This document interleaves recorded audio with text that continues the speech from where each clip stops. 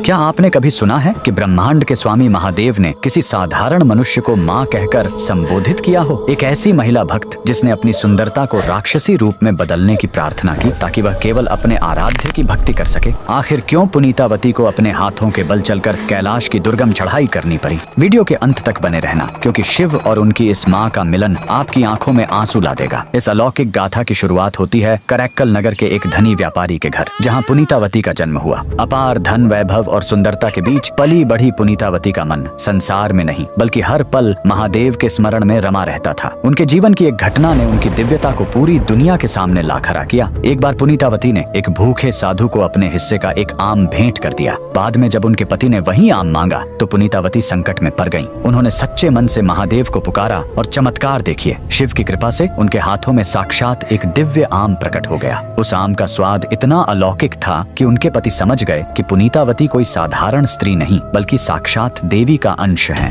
पर अफसोस, श्रद्धा के बजाय उनके पति के मन में भय बैठ गया और उन्होंने पुनीतावती का त्याग कर दिया। पति के वियोग ने पुनीतावती को पूरी तरह वैराग्य की ओर धकेल दिया। उन्होंने महादेव से एक ऐसी प्रार्थना की जिसे सुनकर देवता भी दंग रह गए। उन्होंने कहा, हे महादेव, यह सुंदरता और यह कोमल शरीर मुझे आपकी भक्ति से भटका रहे हैं। मुझे ऐसा रूप दे दीजिए जिसे देखकर कोई मुझे छूना तो दूर, देख भी न सके। महादेव ने उनकी पुकार सुनी और देखते ही देखते वह सुंदर स्त्री एक भयानक कंकाल जैसे रूप में बदल गई। इसी अवस्था में वे करैक्कल अमैयार कहलाएं। शिव के प्रेम में डूबी अमैयार ने कैलाश की यात्रा शुरू की, लेकिन उनका मानना था कि जिस भूमि पर महादेव के चरण पड़े हों उसे अपने पैरों से छूना पाप है। इसलिए उन्होंने अपने सिर और हाथों के बल चलकर कैलाश की चढ़ाई शुरू कर दी। उनकी इस कठोर और असंभव तपस्या को देखकर साक्षात महादेव का आसन डोल उठा। जब वे कैलाश पहुंची तो स्वयं भगवान शिव ने मुस्कुराते हुए उन्हें अम्मा कहकर पुकारा। ब्रह्मांड के पिता को अम्मा कहते सुन पुनीतावती भाव विभोर हो उठी और उन्होंने महादेव को अप्पा यानी पिता कहकर संबोधित किया।